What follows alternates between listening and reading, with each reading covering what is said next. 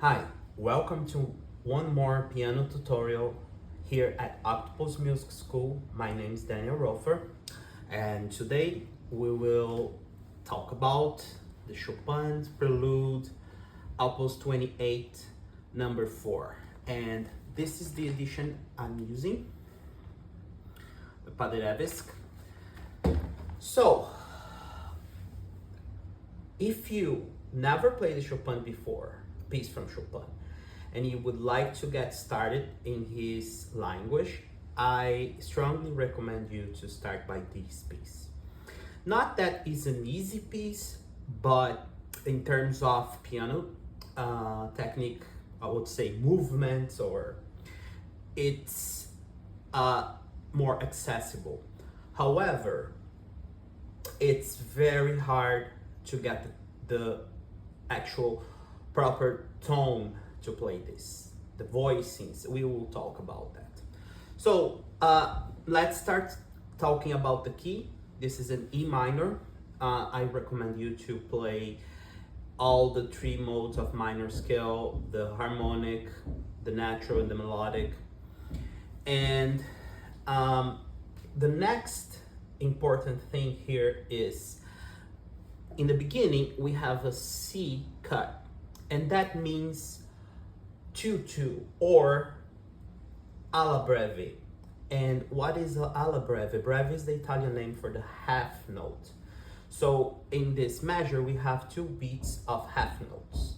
So since then, these eighth notes, they are groups of 4. So it sounds like this. 1, 2, 3, 4. 1, 2, or 1 and 2 and the tempo indication is largo, which means wide, or the beats are apart, so it's a slow tempo. With those informations, now it's important to say that the only indication we really have, Chopin only gave us piano in the beginning, and it goes all the way like that until we have a forte on measure 17. In between, we only have the harps like that. But I have to say, that actually doesn't indicate dynamic. That indicates tempo. That means rubato, or it's elastic. The tempo where we have that is elastic.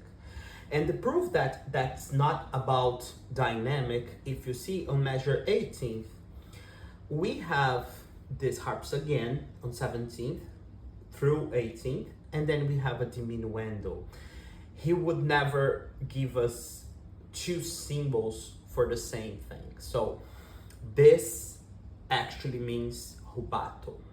Okay, so the first step here, which I really recommend, is to start by learning. We can learn the first line, and before playing as eighth notes, I recommend you to learn each chord and each movement. So we start with this E minor.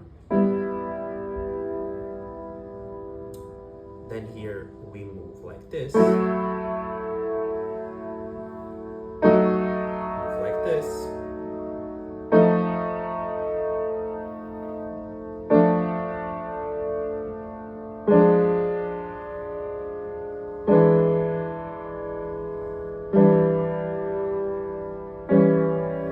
So the whole first line, these are the chords we have in this first line. An important thing here is Chopin is working with the chromaticism. And what is the chromaticism? It's when we go through all the notes without skip any note. If you see the, for example, the bass line, it's this.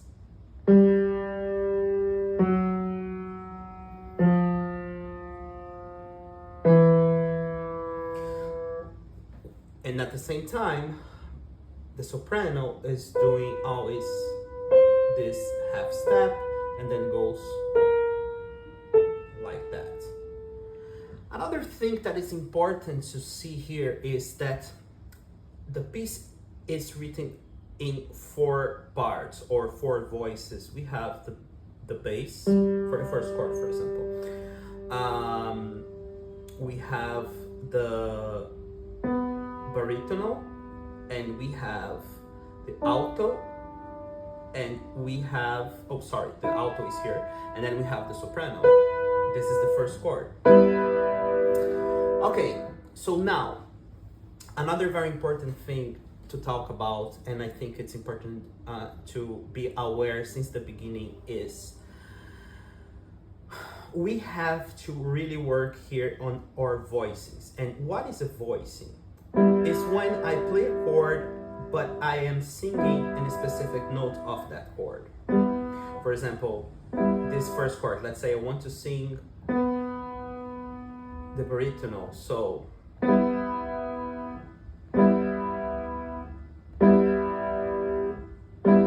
now let's say I want to sing the alto, even with the soprano.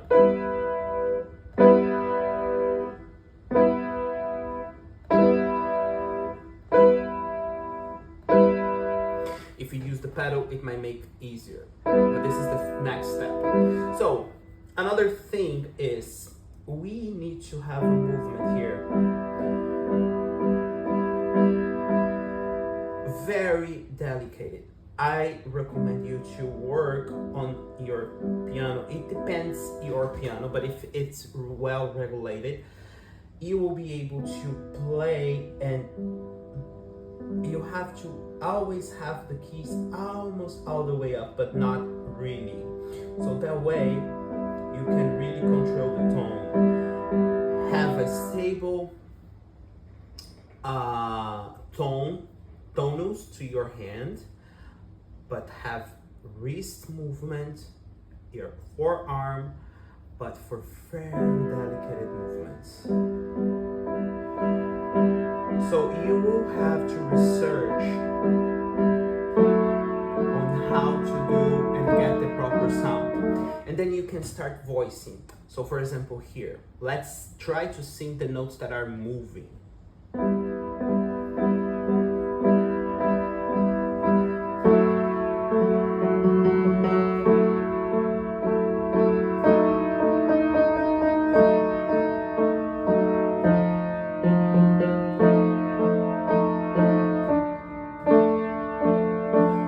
What I'm doing is I am emphasizing the notes and playing them again, so I also create like a reference, a melodical a reference, which are the notes that are moving. Now let's try without that, but with attention to the voicing.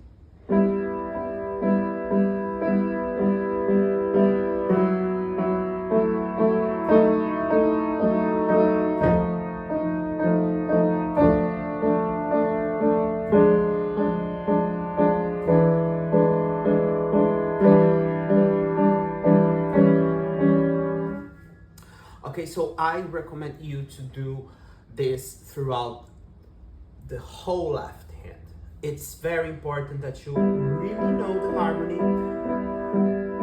and can control the voicing.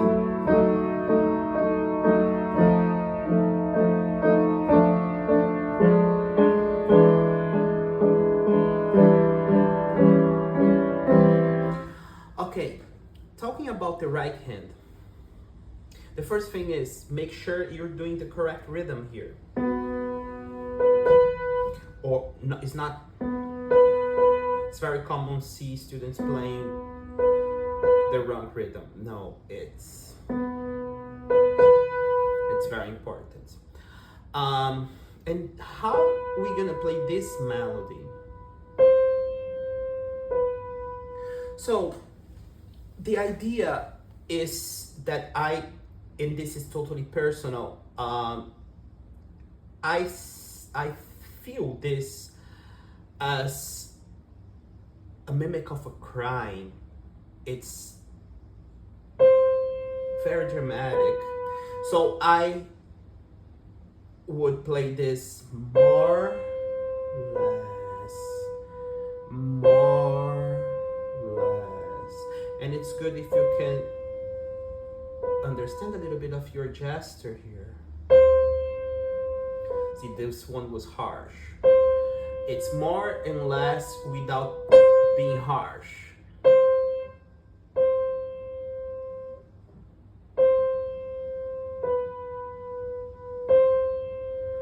See that what this piece demands, it's a lot of experience and, you know, getting very good with your touch. Really control how your touch is in the keys. For that, you need to have reference. What do you want to achieve, right? So I don't think I have to talk too much about the second line.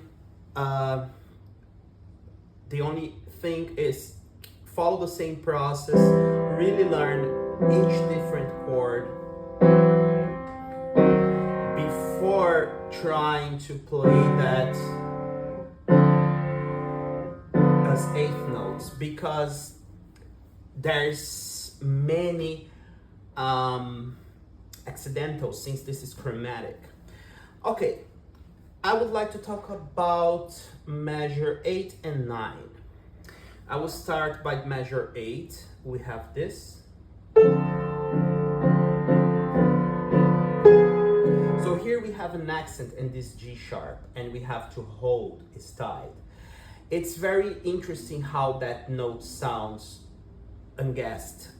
This chord and this chord, or over this and over this, right? So it's nice to try to have that clear. It's a very nice effect.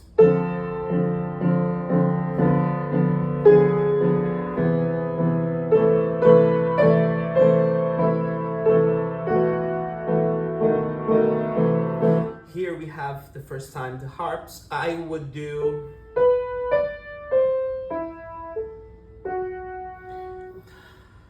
okay, and then on measure 12 we have this phrase.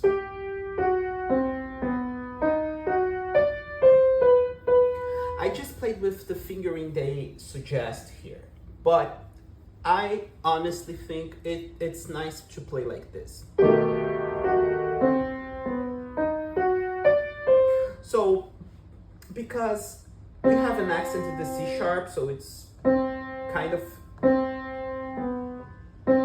easy to do when we are moving our hand, and also this way we will not hold this chord more than what is written, which is a quarter note, because to play the C you have to leave the chord. So I think this is a good option.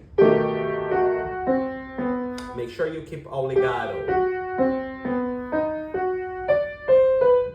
And also this reduces the stretching, so I think it's a good option.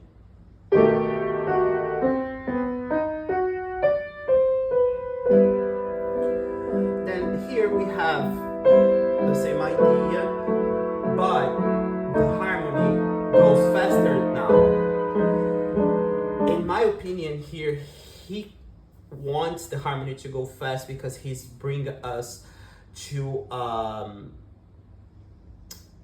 how can I say, the point where we have the explosion in the piece, and he wants to create this sensation of anxiety as something is about to happen.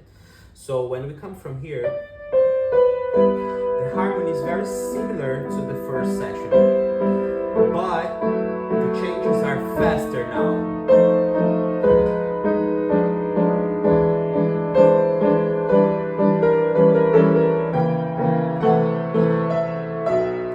Okay, then on measure 16th, we have this symbol with a double sharp below. So what that means? So this symbol, let's give an example with the note C, for example. Imagine we are in C major, so this is the scale.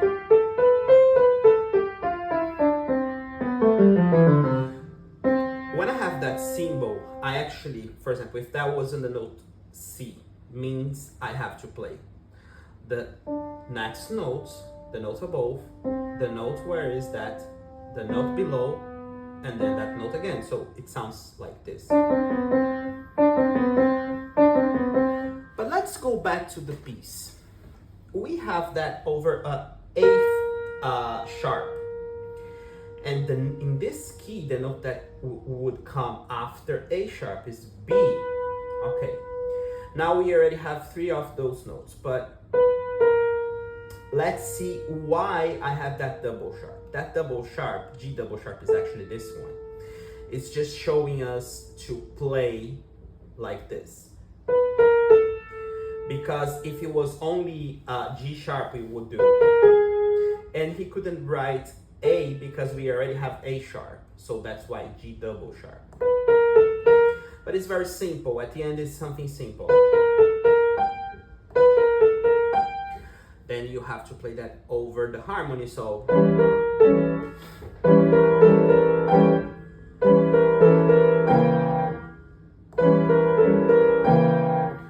the whole measure.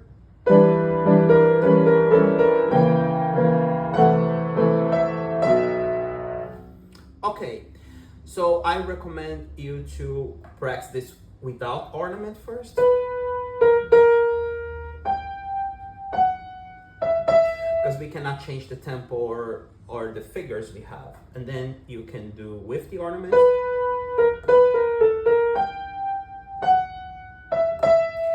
And now with both hands.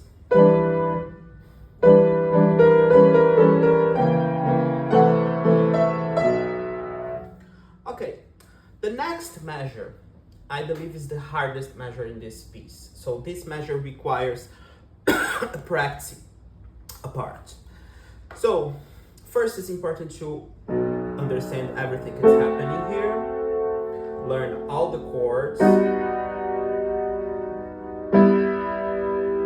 I would say measure 17th and 18th. So again, the chords, we have the bass, and then we have this, this, this, this. Here we have a passage like that, then this, and this. Okay, so how to be accurate with this jump? The first thing I recommend you to do here, first thing is practice this as an octave first. And make sure your movement is round. Bring your forearm and let it go. Let it go. Doesn't matter if you play wrong notes, let it go. It's about the gesture. It's forearm up, let it go, and then from this one you get impulse here that brings you to this one. Then little by little you can start adding the notes of the chord. Play it wrong, no problem. Okay, this is one of the notes. Round movements. Don't worry if you play wrong notes. Exaggerate your movement, in your gesture, just for now. Now let's try to add the note C.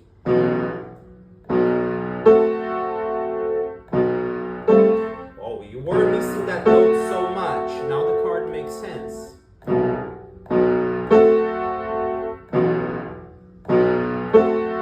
Okay, now we can try play the first beat.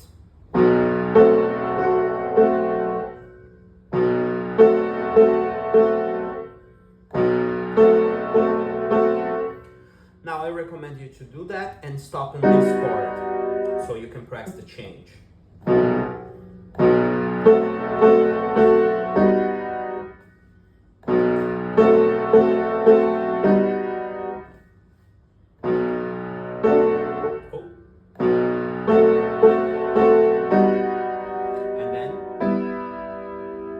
Then the next changes will be easy. So here, measure 17 right hand. Actually, it's better play the last beat of previous measure. You can do this. Come back with finger 1, finger 2, now under the same note. So then you have this position, which makes everything easier. And we have a triplet here. 1, 2, 3, 1. Let's see this again. This is not the fingery I'm used to do, but I will do with the finger we have in this edition.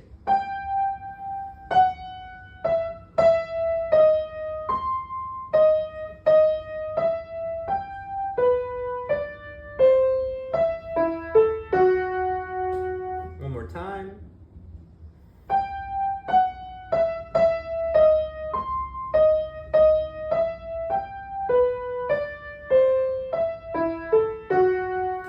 Okay, so this triplet goes over that passage. So, how we do triplets and gas 2, or how we play at the same time this rhythm with this. So let's see. I will play the triplet with note G and the two eighth notes with note C. Let's see this. 3, 2. So 1, 2, 3, 1, 2, 3, 1, 2, 3. What I recommend you to do is do by parts. First you do 1, 2, 3, 1, 2, 3, 1, 2, 3. Now imagine that the second eighth note on your left goes a little bit after the second one here, so it's 1, 2, 3, 1, 2, 1, 2, 3, 1, 2, 3, 1, 2, 3, 1, 2, 3, 1, 2, 3, 1, 2, 3. Now you can add the third one here. 2, 3, 1, 2, 3, 1, 2, 3, 1, 2, 3, 1. Now try to do that many times in a row. 1, 2, 3.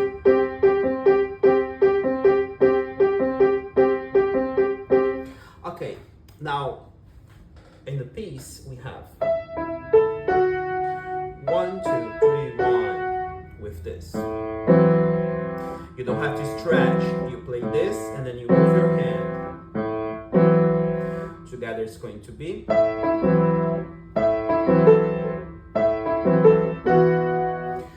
One more time.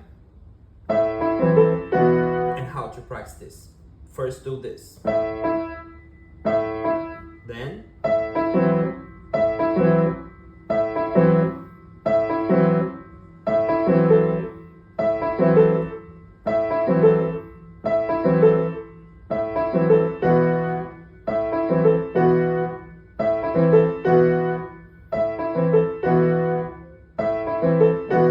now the challenge is to play that in a row. So you can start by here.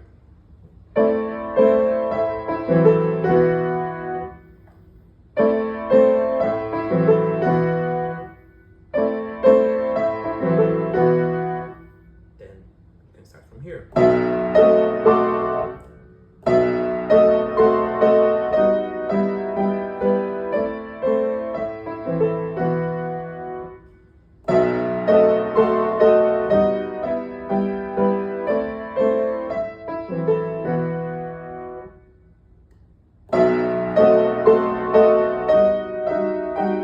So this, what is hard here for me is to do not play too much or too loud the left hand. So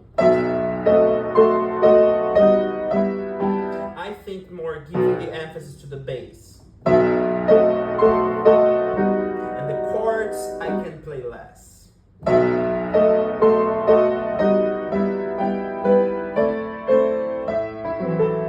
This way I have enough room to sing more on my right hand. Okay, so on measure 18th, we have a diminuendo when we play this note. So from here we start doing the diminuendo.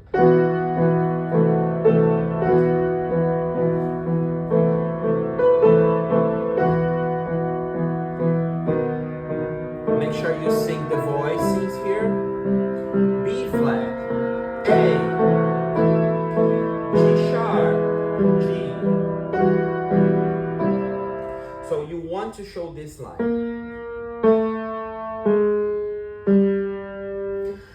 Finally, we have this very interesting chord.